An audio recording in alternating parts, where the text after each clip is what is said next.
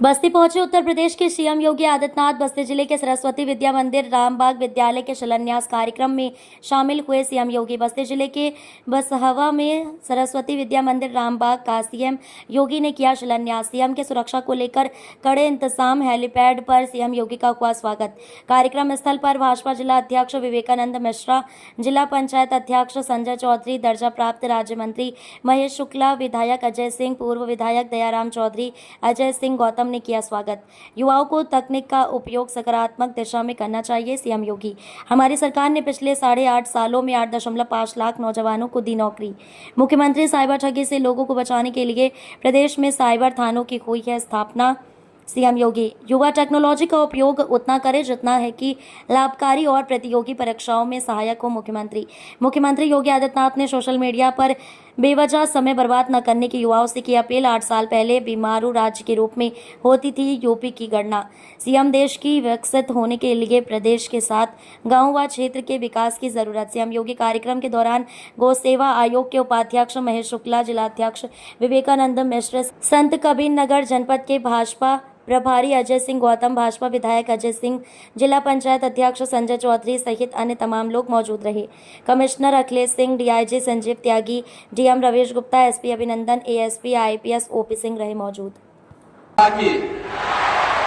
भारत माता की, भारत माता की, वंदे वंदे वंदे।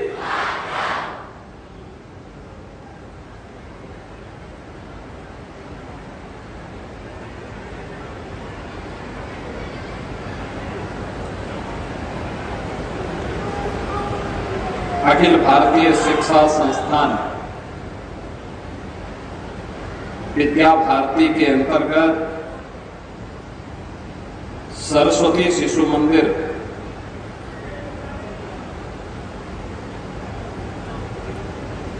के आज के इस भूमि पूजन कार्यक्रम में मंच पर उपस्थित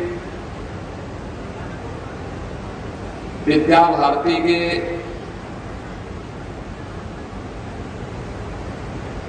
पूर्वी क्षेत्र के संगठन मंत्री माननीय श्री हेमचंद जी, राष्ट्रीय स्वयंसेवक संघ के गोरक्ष प्रांत के माननीय प्रचारक श्री रमेश जी, आज के समारोह में उपस्थित माननीय विधायक श्री अजय सिंह जी, जिला पंचायत अध्यक्ष श्री संजय चौधरी जी, गौ सेवा आयोग के उपाध्यक्ष श्री महेश शुक्ला जी,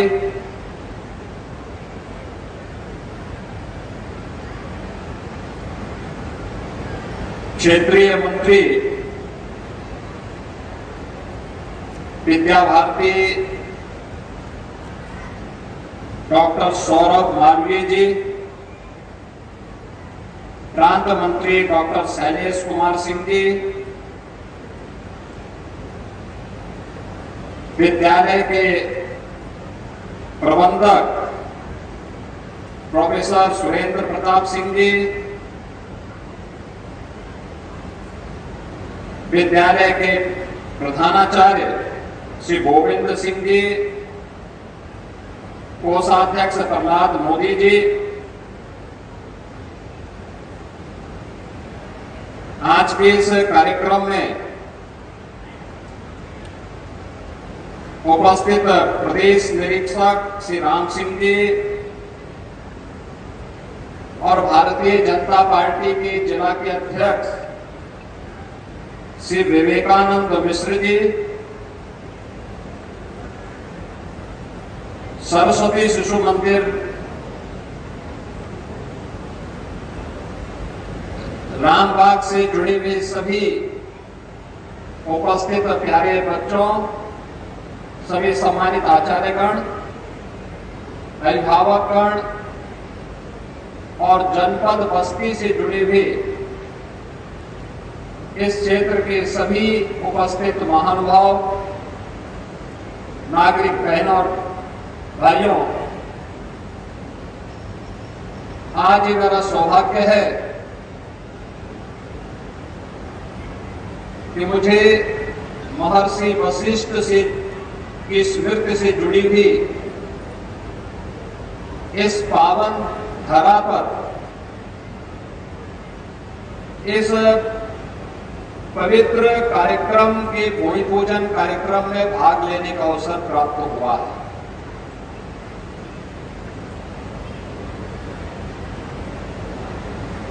सरस्वती शिशु मंदिर के एक बड़े प्रकल्प को अखिल भारतीय शिक्षा संस्थान विद्या भारती के तत्वाधान में एक नए रूप में प्रस्तुत करने का प्रयास हुआ है। मैं सबसे पहले विद्या भारती परिवार को और सरस्वती शिशु मंदिर रामबाग से जुड़े हुए सभी पदाधिकारियों को, वहां के प्रधानाचार्य जी को,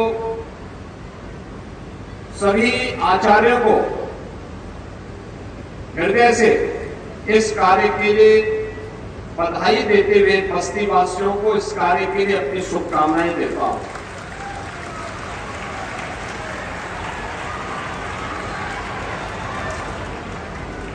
भारतीय मनीषा ने ज्ञान के बारे में कहा कि सा विद्या या विमुक्त ये, यानी विद्या वह है जो हमारी मुक्ति का मार्ग प्रशस्त कर दे। मुक्ति का मतलब हमारे जीवन में हमारे आगे बढ़ने के मार्ग को प्रशस्त कर दे, आगे बढ़ने का मार्ग के लिए हमें मार्गदर्शन कर दे।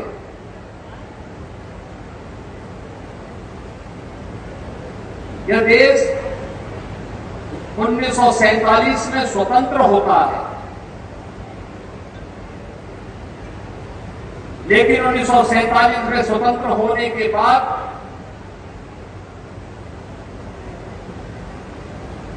जिन कारणों से यह देश स्वतंत्र हुआ था, उन कारकों का समाधान करने, फिर से देश गुलाम न होने पाए, इसके लिए स्वतंत्र भारत ने तत्काल कोई भी उपचारात्मक उपाय नहीं किए।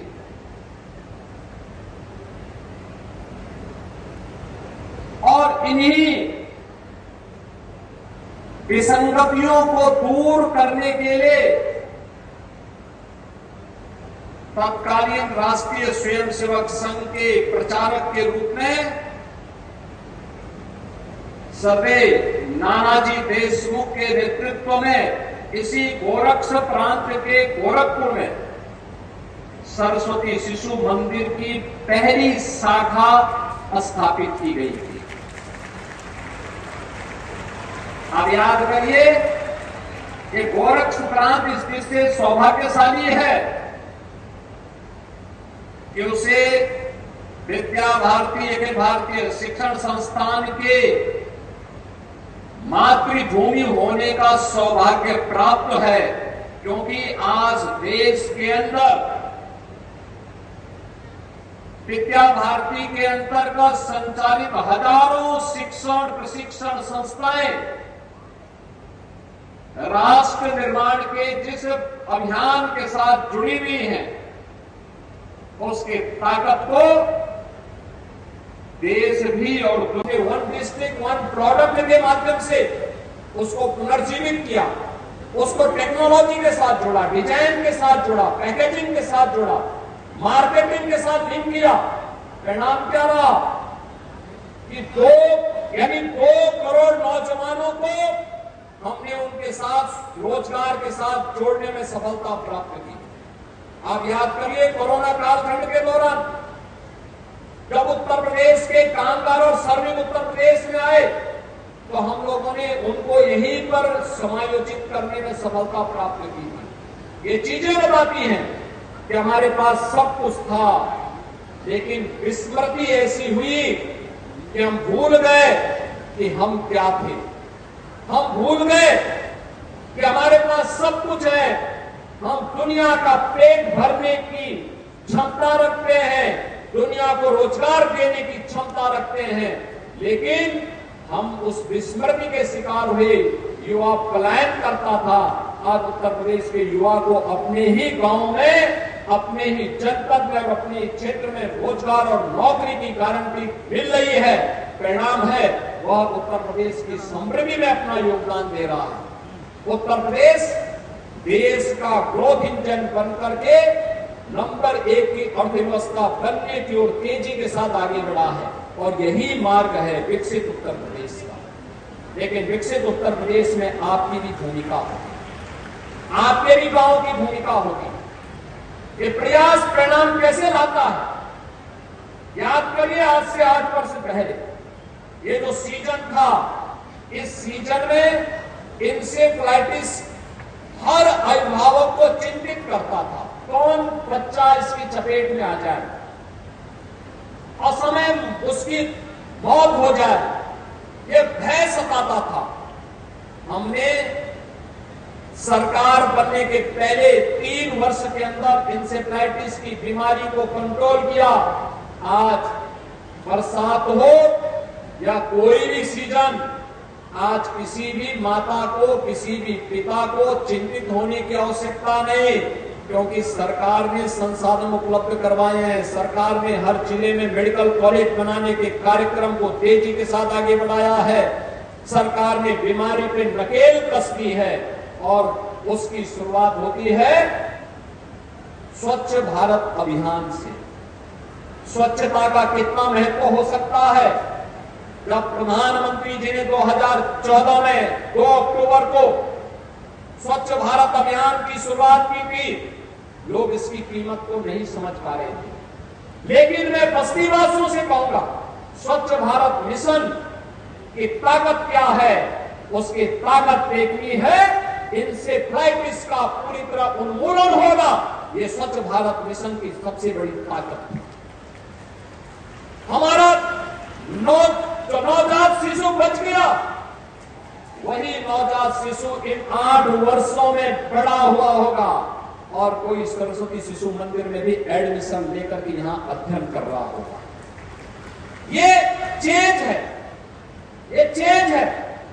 सरकार थोड़ा ध्यान दे दे तो बीमारी से भी बच सकते हैं, माफिया से भी बच सकते हैं, बेटी की भी सुरक्षा हो सकती है, व्यापारी की भी सुरक्षा हो सकती है। और जब इनकी सुरक्षा होगी, नए निवेश के द्वार भी खुलेंगे, विकास मजबूती के साथ आगे बढ़ेगा और यही विकसित उत्तर प्रदेश की आधारशिला बनकर के विकसित भारत में अपना योगदान देगा। विकसित भारत हम सबका संकल्प होना चाहिए। उसकी शुरुआत अपने गांव से करनी चाहिए, अपने नगर से करनी चाहिए, अपने मोहल्ले से करनी चाहिए और उसके लिए हर नागरिक अपने कर्तव्यों का निर्वहन करे। यह अंतिम पंच प्रण का संकल्प प्रधानमंत्री जी का कि नागरिक कर्तव्य इसमें महत्वपूर्ण भूमिका का निर्वहन करेगा। छात्र अपने कर्तव्यों का निर्वहन करे, शिक्षक अपने कर्तव्यों का निर्वहन करे, गृहस्थ अपने कर्तव्यों का निर्वहन करे। जीवन के प्रत्येक क्षेत्र में कार्य करने वाला नागरिक अगर ईमानदारी से अपने कर्तव्यों का निर्वहन करता है तो भारत को दुनिया की नंबर 1 ताकत बनने में कोई देर नहीं लगने वाली है। भारत 1947 में दुनिया की एक महाशक्ति बनेगा और ये महाशक्ति बनाने का जो भी अभ्यास होना है उसका केंद्र बिंदु हमारे शिक्षण प्रशिक्षण संस्थानों को बनना पड़ेगा।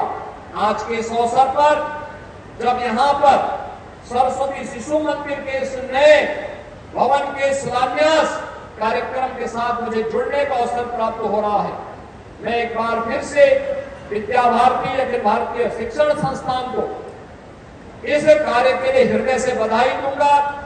बस्ती वासियों को भी हृदय से बधाई दूंगा कि बस्ती वासियों को एक राष्ट्रवादी शिक्षा का बेहतरीन केंद्र यहां पर प्राप्त होने जा रहा है और जो विद्या भारती अखिल भारतीय शिक्षण संस्थान का जो विजन है वह विजन मूर्त रूप लेता है। तो मान करके चलिए कि यहाँ पर भारतीय रक्षा सेनाओं के लिए भी नौजवानों को तराशने का एक बेहतरीन केंद्र यह बन पाएगा। इस विश्वास के साथ मैं सरस्वती शिशु मंदिर रामबाग को इस पूरे कार्यक्रम को आगे बढ़ाने के लिए हृदय से बधाई देता हूं, अपनी शुभकामनाएं देता हूं। धन्यवाद। जय हिंद।